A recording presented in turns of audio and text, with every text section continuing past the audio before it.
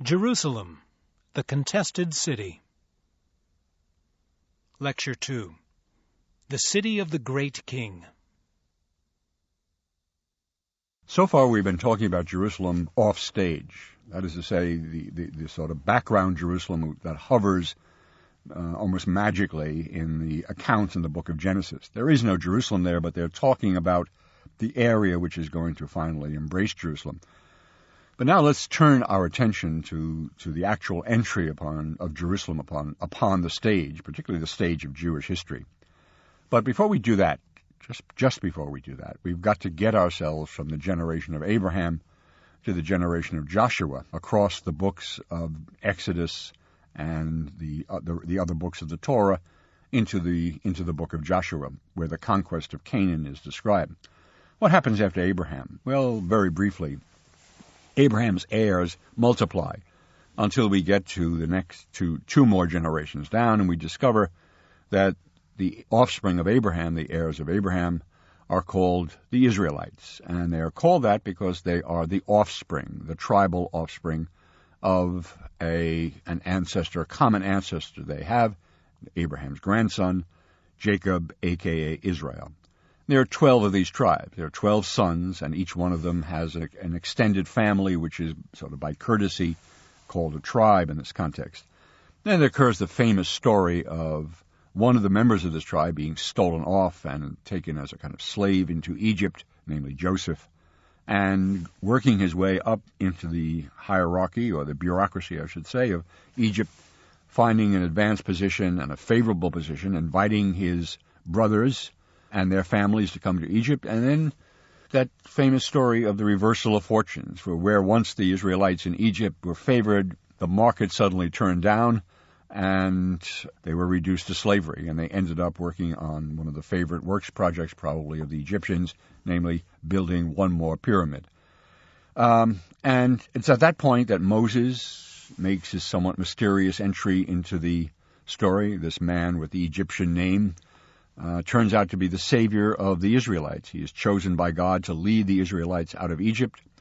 After a confrontation with the Pharaoh, who doesn't want to let God's people go, Abraham leads them miraculously across the Red Sea, across the wilderness of Sinai, where he is given the Torah, the tablets of the law, and God's guidance. And finally, at the very end of the last book of the Torah, the book that is called Deuteronomy, we are told about the death of Moses. Moses dies before he can go into the promised land, the land that had been promised to Abraham for his descendants, and which has now been identified as the land of Canaan. This will fall to his successor Joshua. Before this happens, as I say, Moses has been given the Torah, and so these people called the Israelites are now are joined by their worship of the one true God, but in a fairly specific way. And we'll return to this point, but the Israelites have been given instructions, detailed instructions from Mount Sinai, of how they're to worship God, in what form, what shape this sacred precinct is to take, who is to do the service, the priests, etc. All of this is laid out in detail in the law books of the Torah. And this is the way the Israelites functioned across the desert. But this will be also the prototype, as we will see very shortly, about how the Israelites worship God once they get into Jerusalem. But Jerusalem is still far away. Joshua leads his people into the land of Canaan. The Canaanites are they're a Semitic people. We don't know a lot about their history. We know about their cults and some of their beliefs. We don't know a lot about their organization, but they were related, obviously linguistically, to the Hebrews. They were what the Hebrews would call pagans. They worshipped a variety of gods. And the conquest is described in the book of Joshua, God sort of leading the way and God helping the Israelites to effect this conquest. But it seems to happen relatively quickly in this book of Joshua, but the reality, at least as far as the archaeology is concerned, is that it probably took somewhat longer than the book of Joshua allows us to think, and that the infiltration rather than conquest may have been the appropriate word. the Israelites occupied the least densely parts of the land and moved gradually into the areas between the cities and avoided places like the coastal plain, which were heavily fortified and heavily densely populated. And so their conquest of Canaan was gradual, and nothing illustrates this better than the fact that in this conquest, Jerusalem, which we don't even know about in the course of the conquest, was not one of those places that had fallen to the Israelites. The conquest of Jerusalem, that when Jerusalem actually enters upon the scene, is not until the Israelites are well settled into the land.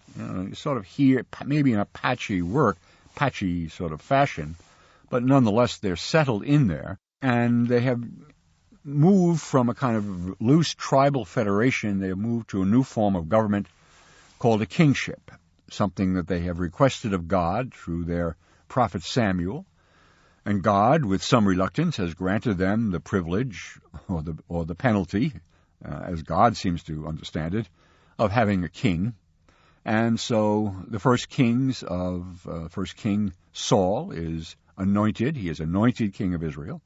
And so Israel embarks upon its new political career as a kingdom. And the story then passes from Saul to a young hero of Jewish history, of the Israelites, by the name of David, who turns out to be the most famous leader that Israel has ever produced in the sequel. And David is a fierce warrior, a brave man, a poet, a minstrel, in a sense. And on occasion, he can do a little dancing, too, as well. So David is this great hero, and he succeeds Saul in the kingship. He is anointed king, as we are told now in the book of Samuel. That's where we are.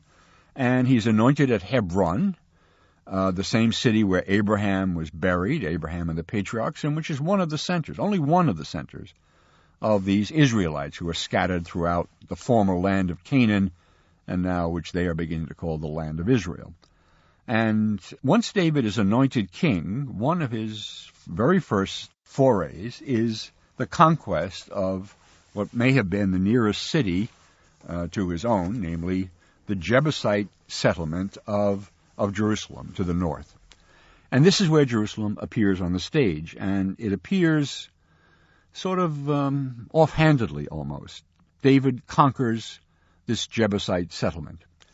Who are the Jebusites? The Jebusites, we're not terribly well informed about this from the Bible or from archaeology, but the Jebusites are a branch of the Canaanites. So in effect, this is a Canaanite city.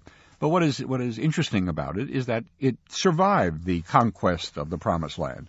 It's a good indication of how gradual this process was. Here was a fortified city, which had not fallen to the Israelites, and now we're down to the days of King David before this city falls.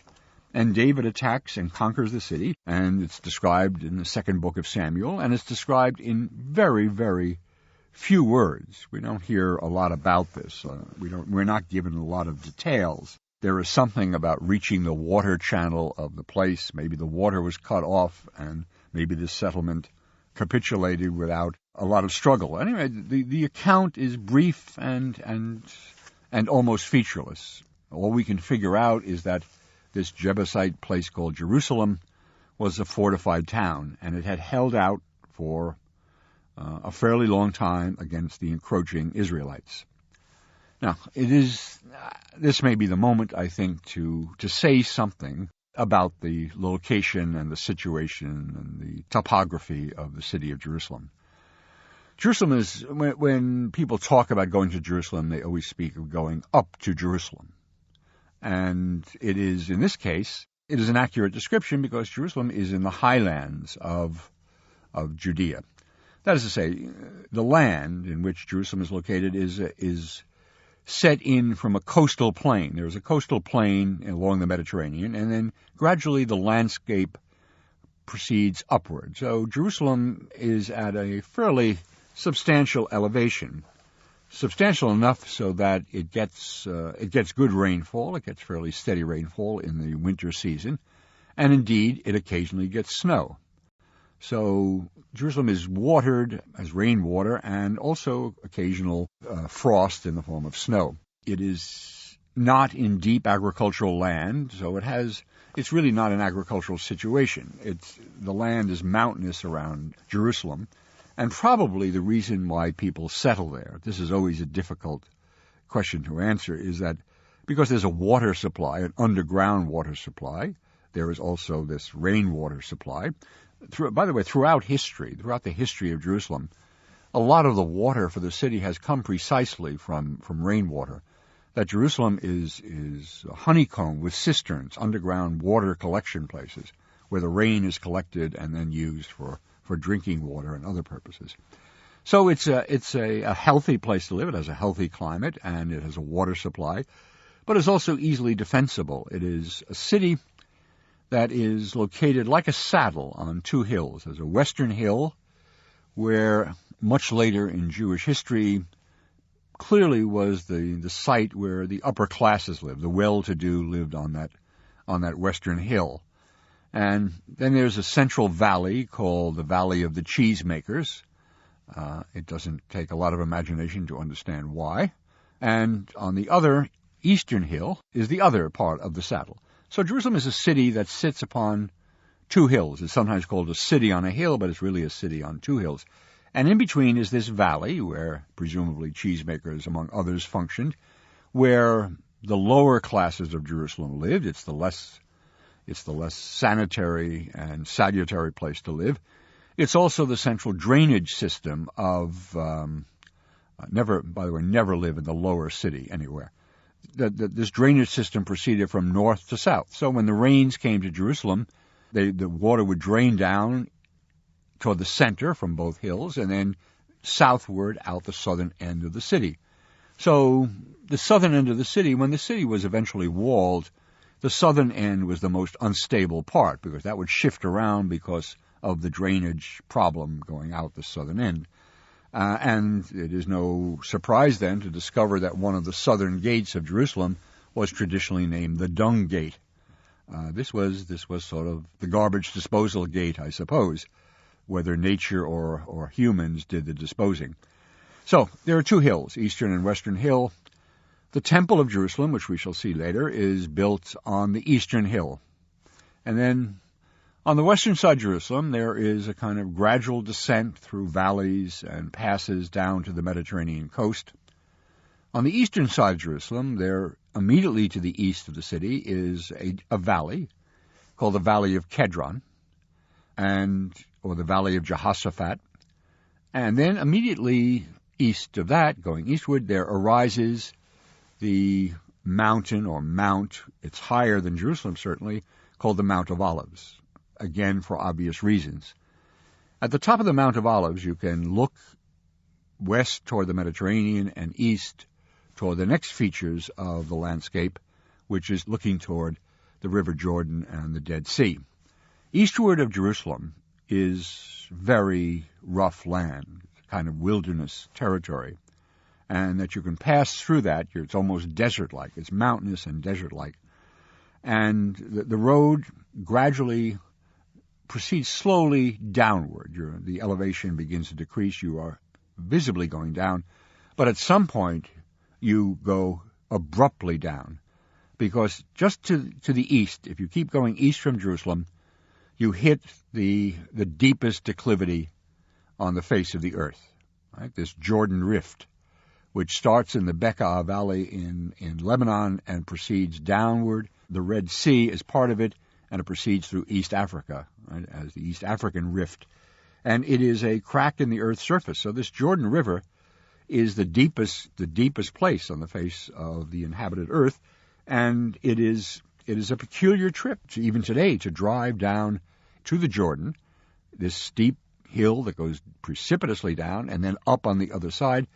Not only do you feel your ears popping, but there are other visible psychic effects of this change of the atmospherics of the place. So there is the Jordan, and on the other side of the Jordan, the land mounts up again until you get to the Jordanian Plateau, which flattens out then and proceeds eastward into the desert. And there is desert pretty much from there all the way to the Euphrates on the other side of the great Syrian steppe. So this is the location of Jerusalem.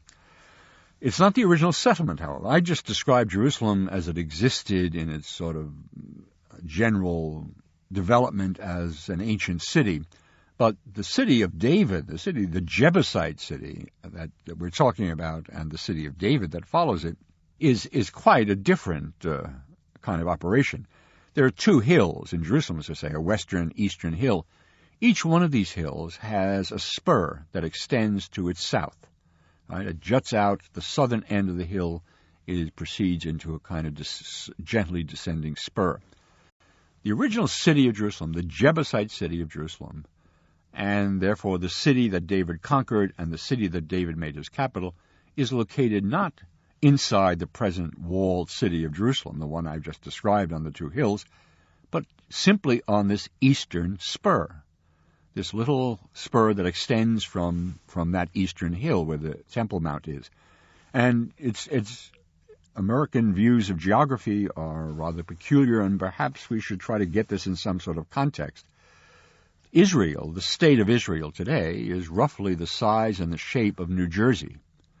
So where Galilee, Bergen County in Galilee, and with Trenton is somewhere where Jerusalem would be, and the Negev is down where Cape May is in Camden. And so we're talking about a fairly restricted size of piece of real estate. And that this little city of David, this spur, eastern spur, the southern spur of this eastern hill, is no more than maybe a block or so wide and a block long, a city block. It's a tiny place, tiny, almost claustrophobic place. We have these grandiose ideas of the city of David and this great city of Jerusalem. Well, it started off as a very small place indeed. Now, when David conquered the city, one of the things he did was to refortify it. I mean, ancient cities, the position of Jerusalem, the thing that made it a place worth holding is the fact that it can be defended. And this spur, as I say, can be defended because it is surrounded on all sides by terraces. It descends down to lower levels. You live up on top of this little mesa, and you can protect it. So David built walls from the terraces, which were called the Millo. From the Millo inward into the city, he constructed fortifications. And some of these things, we have just a very brief note in the book of Samuel about this, but that some of the archaeological evidence, some of the excavations on the city of David, this spur, have enabled us to get some idea of the fortifications and what else David put there. And some vision is possible to make some sort of reconstruction of the city of David, not an entirely impressive place. David built a palace there. We have no idea what that could be like, with no traces of that. It must have been a small and rather unimpressive place. There was water there. On the eastern side of the spur, down below the terraces, is a spring called Gihon, of which we will hear much more later, when it becomes a crucial strategic point there. So there's water and there are fortifications, and David settles in. And he declares it, he settles in the sense that this city of David is also going to be the capital of the united monarchy of Israel. So David is the king of Israel, and now there is also a national capital. And the interesting thing about this is that it has been the capital of the Jewish state, whether you call it Israelite or Jewish, as long as there has been one. For as long as there's been a Jewish state there, this has been the capital. Now, there have been long interruptions when there was no Jewish state. But what is notable about this is that nobody else, with two very brief exceptions, ever thought to make Jerusalem the capital of anything. One exception was the Christian takeover of the place during the Crusades. That during the Crusades, for a very brief period, Jerusalem was a capital, right, of a Christian kingdom, and the Christians ruled from there. And perhaps, if you want to make another example, this one much less convincing, that it was the capital of the British Mandate territory. But by and large, I mean, what Jerusalem has been ruled from some other place. whether Christians ruled it or Muslims ruled it, it is ruled from some other place. The Romans ruled their province of Judea from Caesarea on the coast. Right? The Christians ruled it from a variety of other places, but certainly never from Jerusalem was never the capital of anything. The Muslims ruled Jerusalem first from Medina, then from Damascus, then from Cairo, then from Istanbul, and then finally, in modern times, from Amman, when in 1948, 47, 48, when the old city of Jerusalem became part of Jordan, the Jordanians did not move their capital from Amman to Jerusalem. They simply kept the capital in Amman, and Jerusalem was ruled as a provincial center. But David did something else, which has an equally profound significance. He made Jerusalem the religious center of the Israelites. And how this was accomplished is told much more circumstantially in the Bible. Again, we're still in the book of Samuel. That's where these accounts come from. The Jews were a people who were united by a common ancestor, Israel. That's why they're called Israelites, or Bnei Israel. And they're united by their worship of a single God, Yahweh, their God. They all worshipped him, and therefore that's part of the glue that holds them together people. So they are a kinship group and a religious community at the same time. And the way that this was kept in place earlier on was that there were gatherings on occasion at various cult centers in the land of Israel, the former land of Canaan. And the center of these devotions, of these almost religious fairs that were held, it circled around the cults, of which the token was, and the center was, the Ark of the Covenant.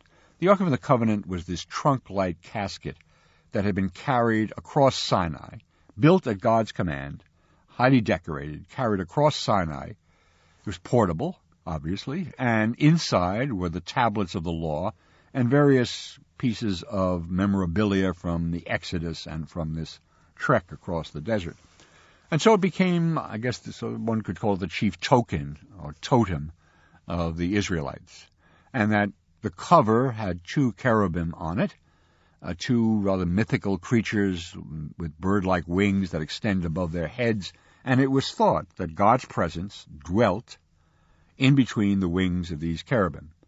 And this was carried very carefully across the desert, and once the Israelites were installed in the land for Israel,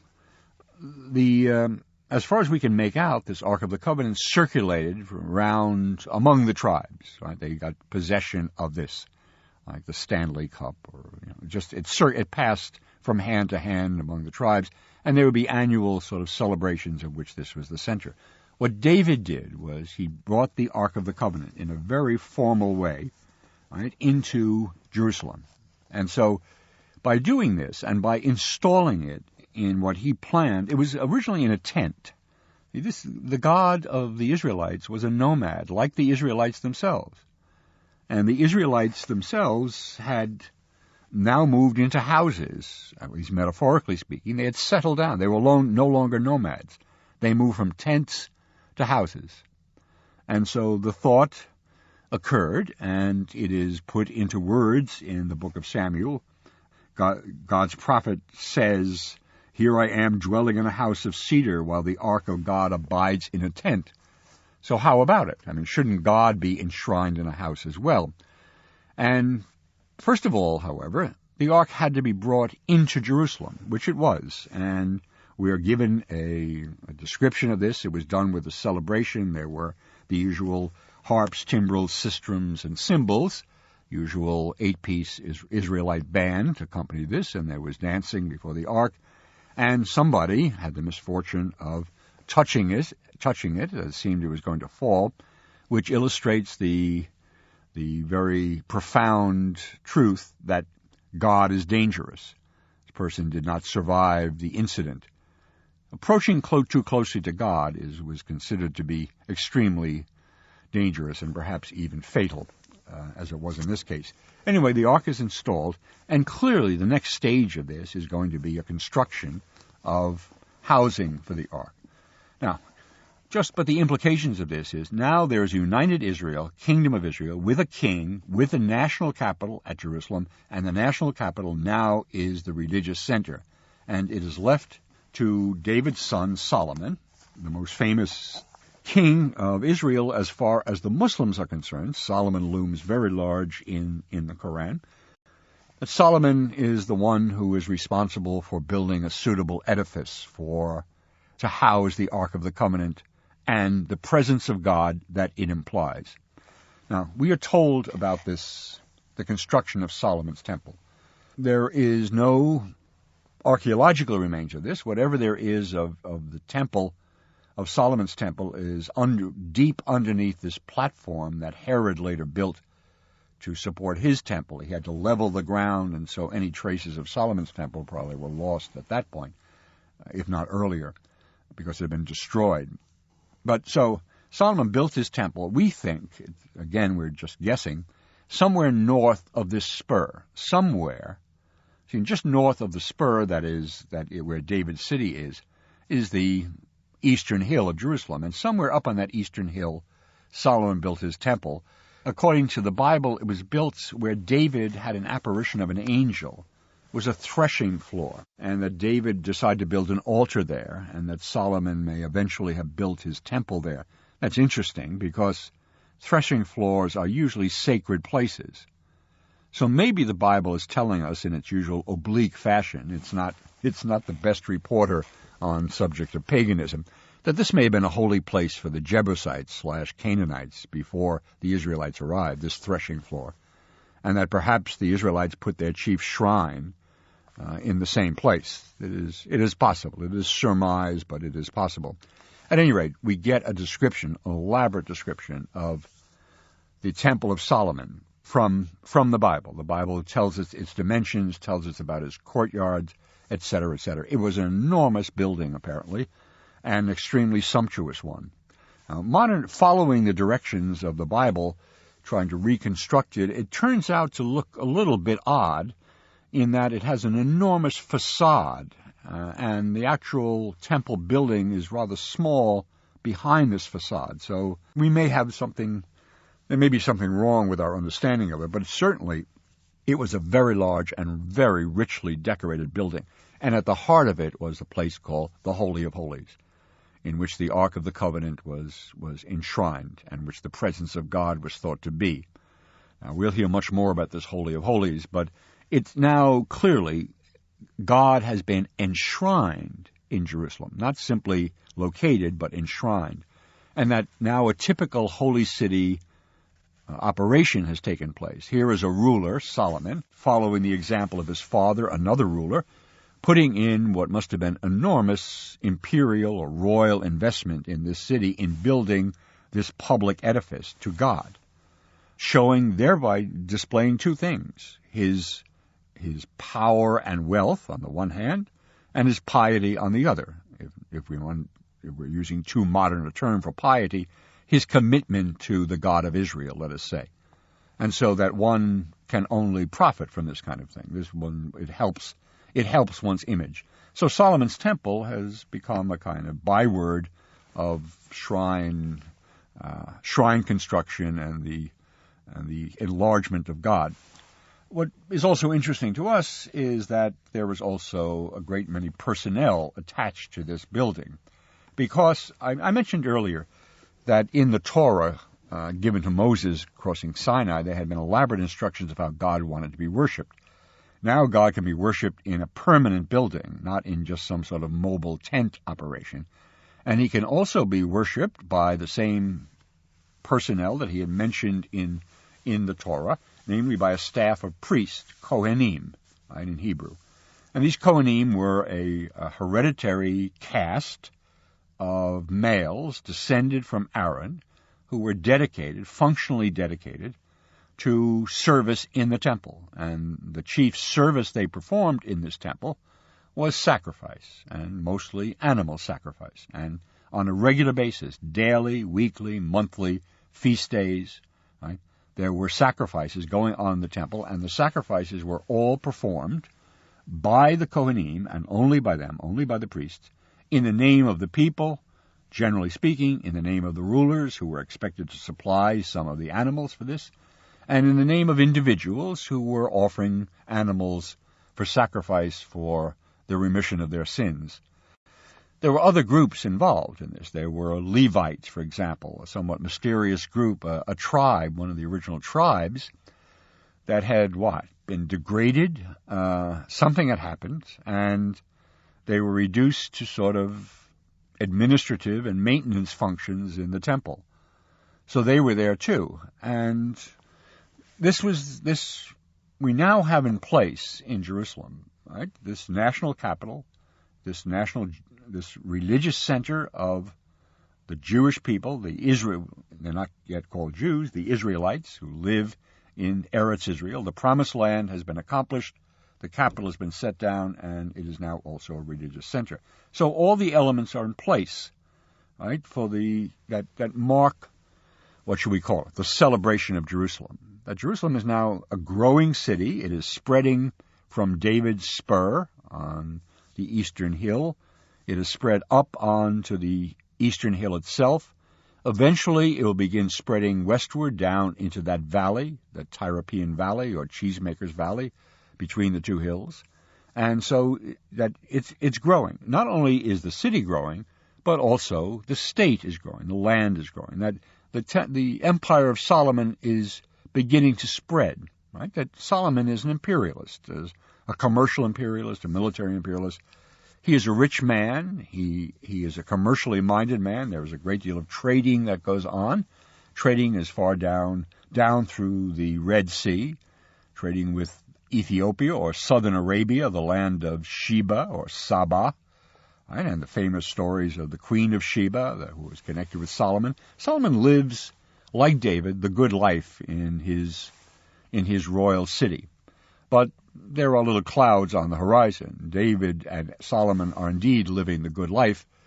That's a foretaste of things to come. The good life, as it turns out, is very often an immoral life in the eyes of the prophets who stand at the sides of these royal personages, and indeed a kind of pagan life, and that these clouds on the horizon are going to thicken as time passes, and it's going to bring eventually a kind of destruction, not only on the land of Israel as a political entity, but more precisely on the city of Jerusalem.